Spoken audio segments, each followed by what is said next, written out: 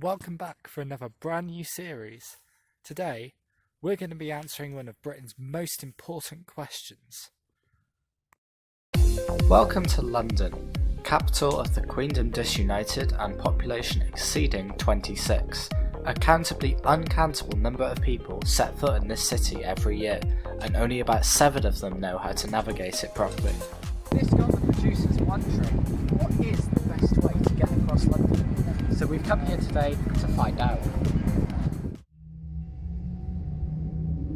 Walking is suitable for short journeys not exceeding 70 seconds and not leaving your current borough. Beyond that, it's a bit useless. Unfortunately, this just isn't a long-term option. Running, on the other hand, is a lot quicker. But unless you flex your muscles as much as the Zinger burger planking for a minute every day after work, you'll be going nowhere after a short time.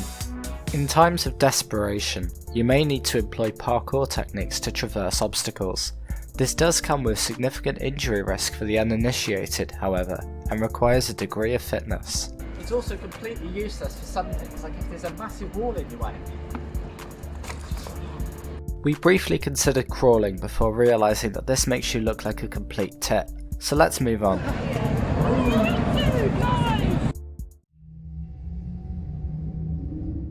Now the tube, of course, is what's most common in central London as a mode of transport.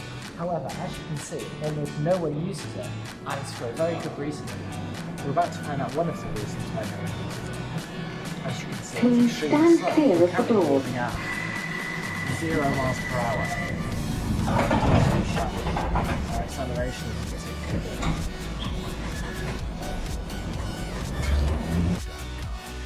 Little known fact about the tube, if you have one of these, a Dublin Leap card, you get to ride for free. Simply tap your card on the reader and the barriers will open automatically to let you through.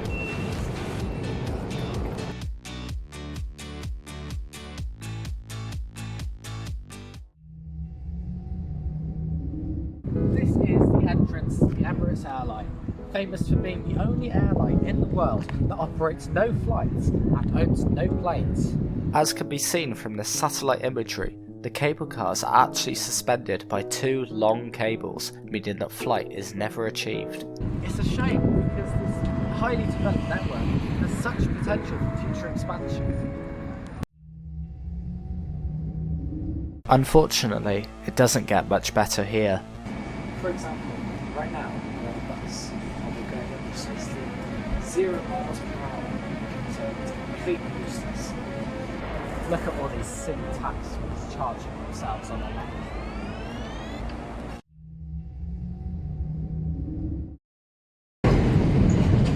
No! Just like, no! Like, look how slow it's going.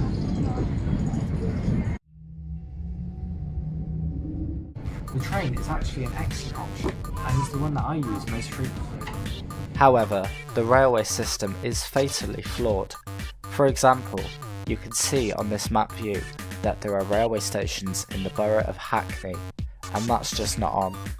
We're now on the DLR, and this is often forgotten about, for quite good reason, because it serves such a small area of London, it's basically completely useless. Trams are actually a great way to get around, quicker than buses, but for similar prices. Please check your ticket carefully. Make sure it's either. Well, we have already proven the success of e-scooter trials across the country during our intense cross-Bristol race. However, they have a direct competitor in the form of hire bikes, which we have also tested around the globe. It's difficult to decide between these 2 modes of transport, which means there's only one thing for it. We're going to have a race, and for that we've got a standard Morris bicycle, the type that you see across London, and a Tier e-scooter, which I will be taking. The race will start in this park near Vauxhall Station and end at the London Transport Museum in Covent Garden.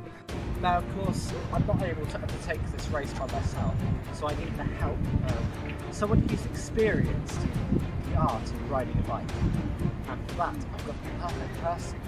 Some say he's destined to have a long career in Chelsea. They rejected him because his family was from Ukraine. He's not the Stig, but he is the Stig's Surrey cousin.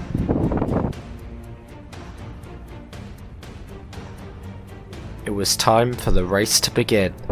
3, 2, 1, go!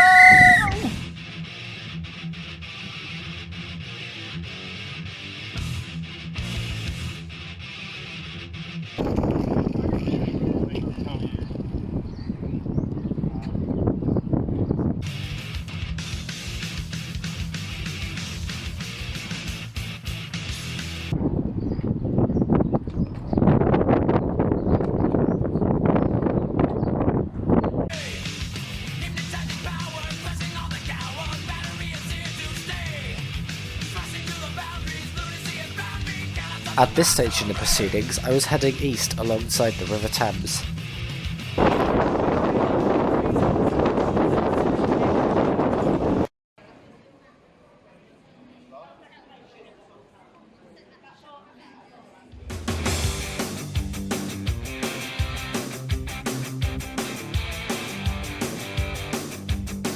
Around Westminster is where things started to get frustratingly slow. This road's just full of absolute maniacs. I was still completely unaware as to Surrey Stig's whereabouts.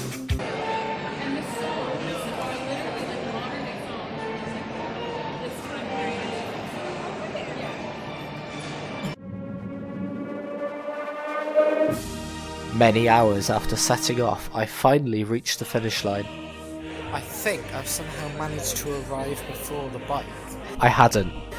I've got no idea how that works. In fact, Surrey Stig had arrived a good 5 minutes before I had. Unfortunately, he broke both his legs in the process and had to catch the train home. So there we are. If you're in need to get across London and you don't have an infinite budget, don't bother with public transport. It's slow, it's smelly, it's full of yobbos. And don't use anything hand-driven either, because that means manual labour and that is a big no. Just jump in your car. There's a reason why London has roads.